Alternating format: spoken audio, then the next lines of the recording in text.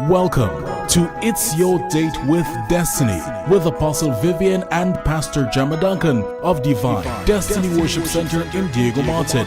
For the next 30 minutes, join us as we take you on a journey of maximizing your potential and realizing your goals through Jesus Christ.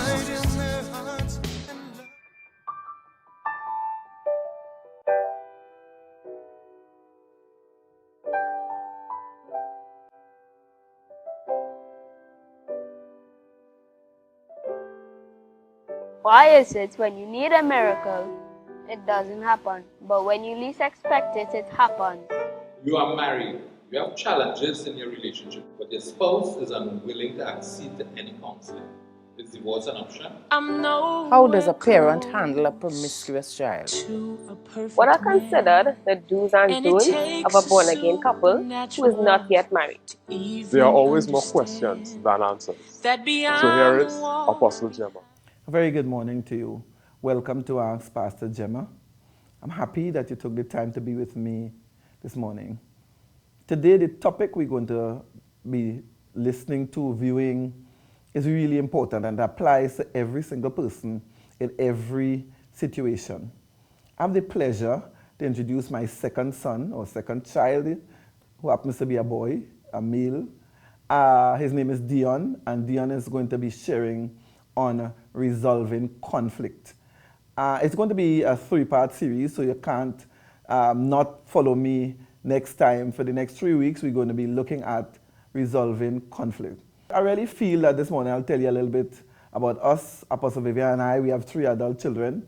Donald is our eldest child and elder son. And if you've been following me, you would have heard Donald minister. Deon, the one you're going to be listening to for the next couple of weeks, is our second child and second son as well. And we give God praise for him. Then we have a very beautiful daughter who looks like her father, Jade Patrice. And you're going to hear from her in a little bit, not too long again. If you are a first-time viewer, by the way, let me introduce myself. My name is Jemma Duncan. I'm married to Apostle Vivian Duncan, and together we pastor Divine Destiny Worship Center. Our headquarters is in Diego Martin, on the Diego Martin Main Road opposite Sardonynx Drive. We have branches in Shogunas, in Sangre Grande, in Faizabad, Rio Claro. We have one in Tobago. We have a branch in Antigua. So any one of these branches, you will be able to avail yourself of whatever is on offer in Diego Martin. Well, finally, we are on part 3 of resolving conflict. A whole lot of things have been said and expressed, and I'm sure you are richer for hearing what you've heard, but you'll be better off if you put into practice what you've heard. Stay tuned, call up somebody, and be a part of this life-changing experience. Tell your neighbor it's time to let it go. What about the church? Do we have conflict in the church? We have conflict in the church? We have conflict in the church? What is this? What is this? We have conflict in the church?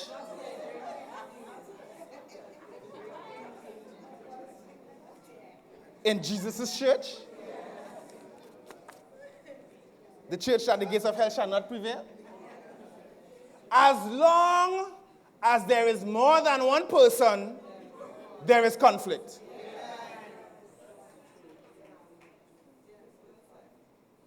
She just reached. How's she singing with Judah already?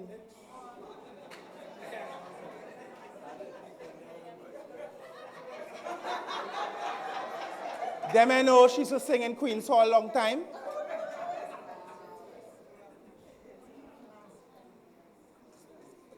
How them just reach? And them close up to Apostle and them already. They feel it better than everybody, or? How come every time it have testimony, she testifying? She feel Jesus better to she than me, or? Or they take that funny. It have people who be hating, eh? It have people who be hating that you testify every time it have a chance to testify. In church. Church. Not the church down the road. church.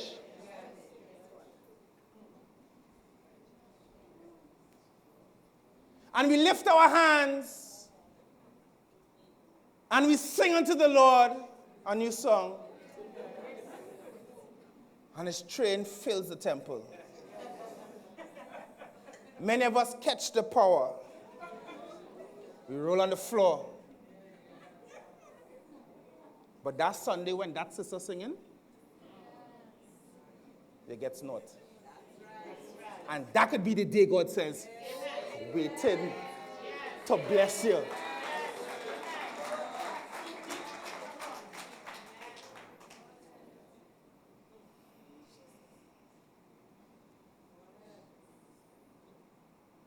What does the Bible say about conflict? Because some of you are saying, Prophet, they're telling stories. What does the Bible say?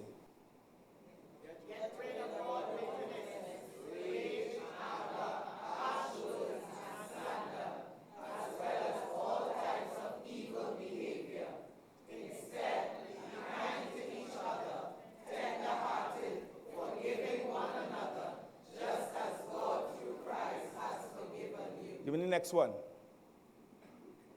Read this.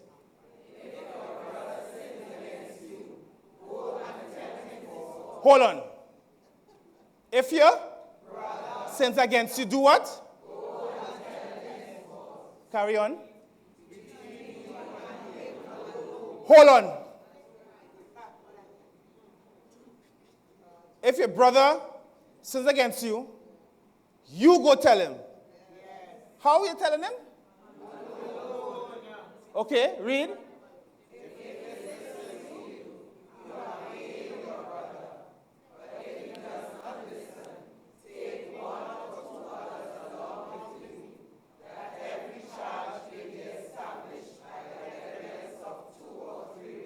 Stop. So you mean, if you sin against me, and I come to you and I says, bro, you know, when you say something like that, it affects me. I know I made a big deal about it, but when you say something like that, it really offends me. So I'll appreciate it if, we find another way to say that. Boy, move from here with that stuff there, boy, move from here with that. That was step one. Step number two is to do what? Stop. Not, that is why people like that so ignorant. Me leave them alone, yes? No, you're wrong. When you try it by yourself, the next thing you do is you find one or two others along with you that every charge may be established by the evidence of two or three witnesses. What did it say again? Read. If he refuses to listen to them, tell it to the church. Stop. After, and I try to teach people how to handle conflict. Because conflicts are not supposed to go straight to your apostles. That they have no time to be dealing with people's shippiness. I already know mommy not entertaining you, so I'll talk about daddy. Daddy have no time to deal with his shippiness.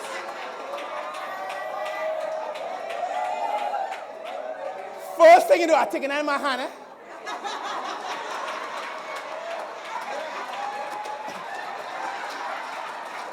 No time to deal with it. You have a problem, talk to your brother first. Your brother don't listen. No. Remember, he sinned. You didn't sin. He sinned. He not seeking forgiveness. You seeking resolution. By himself doesn't work. With two or three doesn't work. Then come to the church. Apostle, I need to talk to you. This happened. I tried this. I went to such and such. We prayed about it before he went. This happened, and still no resolution. You give him something to work with. And it's after that, if he refuses to listen to the church, let him be to you as a Gentile. In other words, an outsider. Never to be a relative. And a tax collector. I don't know about you. Tax collectors are not necessarily my friends. Any taxpayers in here? No, I'm talking about every real taxpayers up in this place. Hello, when the taxman come, you'll be frowning. Anybody ever work for the first time or you get a good job with a good promotion and it end up taking into our next bracket, and you see the take-home pay, and it's like, you need calculator. Because you think somebody's stealing money. It's like, where my money gone? Where my money gone? Wait, now, that is the take-home pay? There's how much taxes I paid in here. Such is the person who, after all of those things, refused resolution. And what we have done as a church is we cast people out. Not devils. People out the church after one offense and one attempt or one failed attempt to resolution. Because I know about you, who go in and talk to somebody by themselves? But I do it now because I don't know, I know better. But long time, you ain't talking to nobody. And now, these cryptic messages on Facebook, and they call themselves Christian, and they blah, blah, blah, and it's like, dude, what are you talking about? Like Facebook is not the place to be doing this stuff. Somebody was just about to come down for carnival, and one thing you could have put on Facebook could have changed their mind. And you just make them hate the church even more. Because you just put, and they call themselves Christian, ... trying to be cryptic. That's not the place to be airing out stuff. It's also not the place to be saying, you know what she tell me? And before you get to the person, 55 people done know already.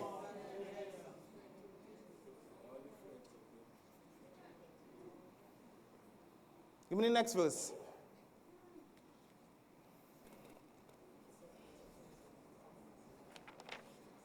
Read this.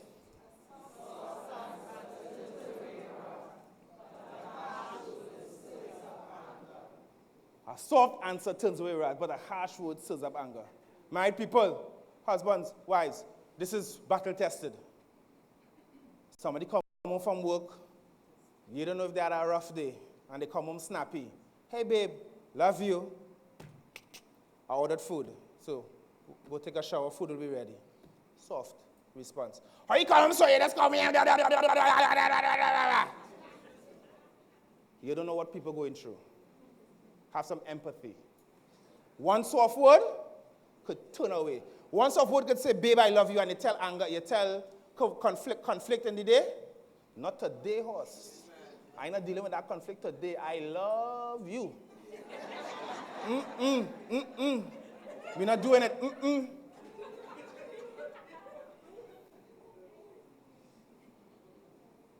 Conflict is a choice, right? Next one. Let all bitterness, wrath, and anger, and clamor, and slander be put away from you, along with all malice. Be kind one to another, tender-hearted, forgiving one another, as God in Christ forgave you. Next one. Read this for me, please.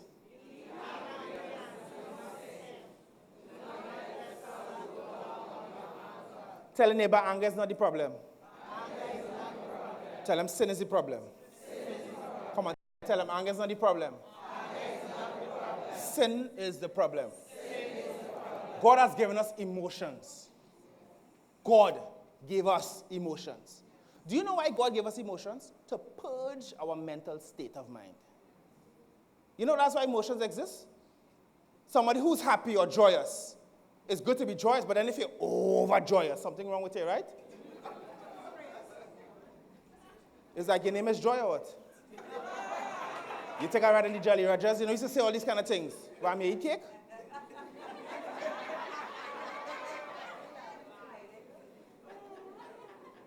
Emotions is like, it's like your sweat glands. It gets rid of the excess of things so that your mental state could be in balance. Could be balanced. Anger is an emotion given by God. How could I tell you anger is an emotion given by God? Because Jesus got angry. Yes. Did Jesus sin? No. But he got angry. Yes. So why do we associate sin with anger? Uncontrolled reaction to anger is sin. But anger is a healthy emotion. And for people who say, well, I have a problem with my anger. Yes, I have a problem with my anger, so I just don't get angry at all. Hey, what happens if your sweat glands don't work? After a while, your body will start backing up on itself. You need to express yourself. The most important thing is do not sin. So, before you were saved, or even after you were saved, when you get angry, you used to cuss. I know I'm going to leave me here alone by myself. But you train yourself because anger, you're supposed to get angry. It happens. When you don't like something or you have a negative situation, what are you supposed to do? Anger sets you up for fight or for flight. If you go to the boss and you ask for promotion, right, and the boss tells you, promotion for what? You haven't done anything and you know you've been working hard. What happens? Don't you get angry? Yeah. When you get angry, what do you do? Cuss the boss out? Or go home and apply for a new job? Or go home and start a new business? Yes. And you tell yourself, ain't nobody telling me that again in my life though. Watch and see. Bam, bam, bam. And you take the same anger that somebody else would have gone and get some kerosene and burn down the office. All you laugh. All you never feel like that before? All you never feel like that before? All you like to pretend, yes? All you never get vexed before? To fit a bust out somebody's windscreen? I want to pick up too big soon and just bust the glass in their windscreen or something. All you watch me like a funny. All you never get angry before? What's going on with these church people? They born safe, daddy.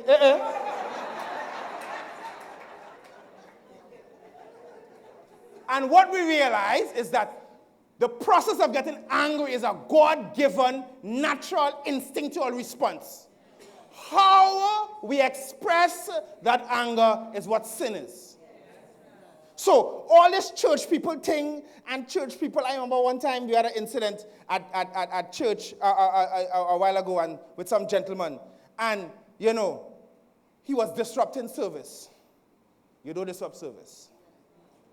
We handled that quickly. Some men just come, lifted him off his feet, took him down, said, this church people, boy, you don't do that in church, boy, you don't do that in church. And one set of people talking, the man picked up a big stone and bust my father glass. If they had him held still, I'm glad the glass wouldn't have been broken.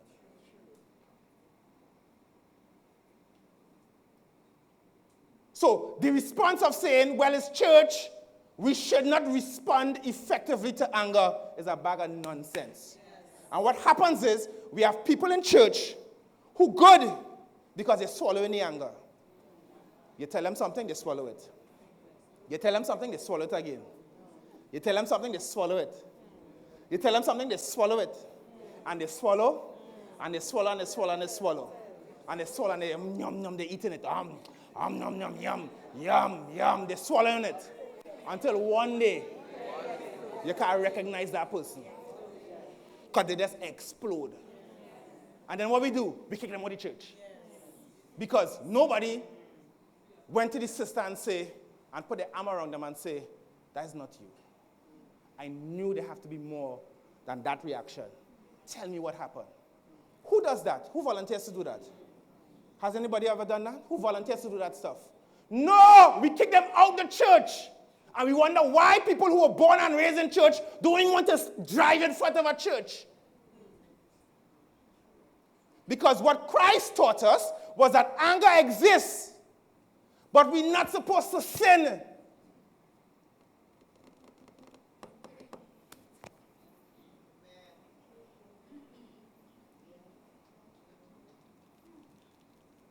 This is why I encourage people who dating. Don't hurry to the altar. Don't hurry. You want to see your partner long enough under diverse circumstances. And I found out that anger is the last one to manifest itself. And woe to you if the first time you see him behave like an animal is when the pepper bursts in the pot. after you're married. And you realize you have an anger problem. What you want to do is spend enough time with that person to see them stressed, tired, happy, they get a bad phone call, they didn't get a promotion. You want to see how they handle this stuff because, hey, once you come to that altar, one shackle on your foot. Is Marja talking about her? The next shackle on the next person's foot. And if you pull in that direction, you have to drag everybody with you. And woe if you have children.